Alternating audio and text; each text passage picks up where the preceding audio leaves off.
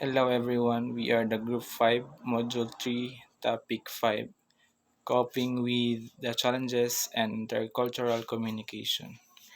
The learning outcomes must be during the learning engagements, the learners are able to explain how cultural differences affect communication and evaluate texts reflecting or depicting cultural differences.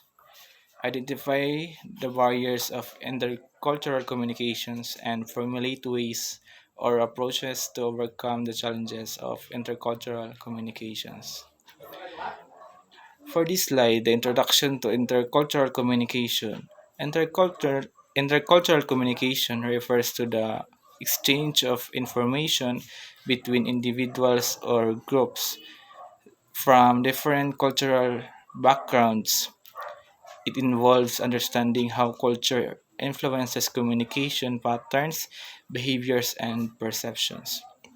For this slide, it means saying it emphasizes the significance of understanding how culture shapes communications, styles, or behaviors, and interpretations in interpersonal interactions of each individual. Additionally, it highlights the importance of cultural sensitivity and awareness and fostering effective communication across cultures. Intercultural communication is crucial in today's globalized globalized world where interactions between people from diverse cultural backgrounds are incredibly common. Effective intercultural communication promotes understanding, collaboration, and harmony across cultural boundaries. It means saying, in today's interconnected world, intercultural communication is a vital for fostering understanding and collaboration among individuals from diverse cultural backgrounds and bridging cultural divides. Effective cultural communication helps build a more harmonious or harmonies and in inclusive global community. This slide functions of intercultural communication. Private functions express social identity, social integration, and knowledge. Social functions na siya ay supervision, connection between cultures, value socialization, and entertainment. It means saying, on other hand, social functions such as supervision and value socialization nag-emphasize siya og broader societal interactions sa mga tao and the transmission of cultural values across different cultural groups together sa functions nga naka-provide the multifaceted roles of intercultural communication both personal and societal contexts. For this slide, barriers to intercultural communication, part 1. Anxiety. Anxiety can arise when individuals feel uncertain or uncomfortable in intercultural interactions, hindering their ability to fully engage in communication. Assuming similarity, assuming similarity instead of dissimilarity. This barrier occurs when individuals assume that others from different cultures share the same values, beliefs, or communication styles as their own, leading to misunderstandings and misinterpretations.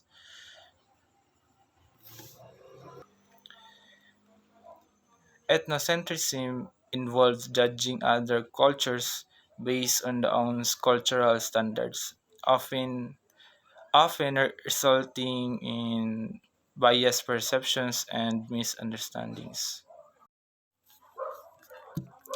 It means saying that the slide highlights three key barriers to intercultural communication. We have anxiety and assuming similarity instead of dissimilarity, and ethnocentrism. These barriers can impede effective communication by causing misunderstandings and biased judgments. Mao siya ang result kung ay, during communications of if ga interconnected sila sa ilang thoughts, mao siya ang example sa results na bias, misunderstandings, and biased judgments if based silang on cultural perspective. For the next slide, barriers to intercultural communication part 2. Language problems. Language barriers can impede effective communication between individuals from different cultural backgrounds, leading to misunderstanding and misinterpretations. Nonverbal misinterpretation. The text discusses the challenges of interpreting nonverbal cues without shared cultural codes, emphasizing the importance of understanding nonverbal communication in intercultural interaction. Stereotypes and prejudices involve making judgment about individuals based on group membership, leading to biased perceptions and negative attitudes. For language problems, this slide means a language problem, nasa differences in language proficiency, vocabulary, and grammar hinder effective communication. And the nonverbal misinterpretations, as a misunderstanding arise from differing interpretations of body language and gestures. Nag-define siya to. While the last one is stereotypes and prejudices. Preconceived nations and bias hinder genuine understanding.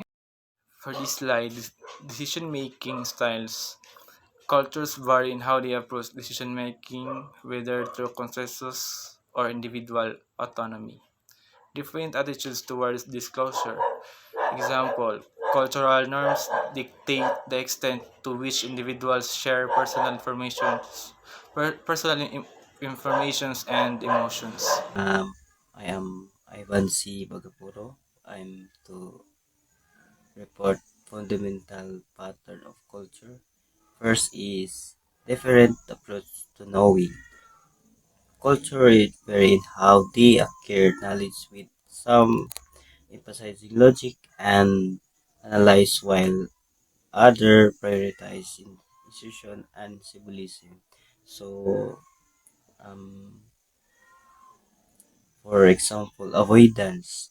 Some who Someone who avoid conflict may ignore issues and or withdraw from situation to prevent an confrontation. And the second in the different communication style. Communications pattern vary between culture influencing how individuals express themselves verbally and non-verbally understanding their differences in crucial for effective in intercultural. So the for example for different communication style is as assertive and I understand your perspective but I also have some concern and like to discuss. Um, the different attitude toward conflict culture vary in the perception of conflict, with some viewing it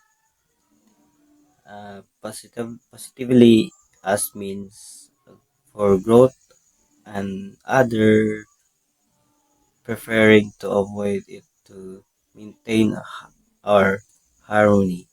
So, for example, for different attitude toward conflict is for example, I'll go along with whatever you want to avoid any tension. Different approach toward completing tasks.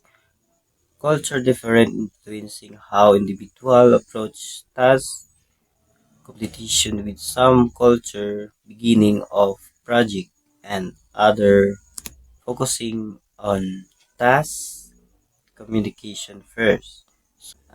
For example, for different approach is I'll start working on this right away and get ahead of schedules.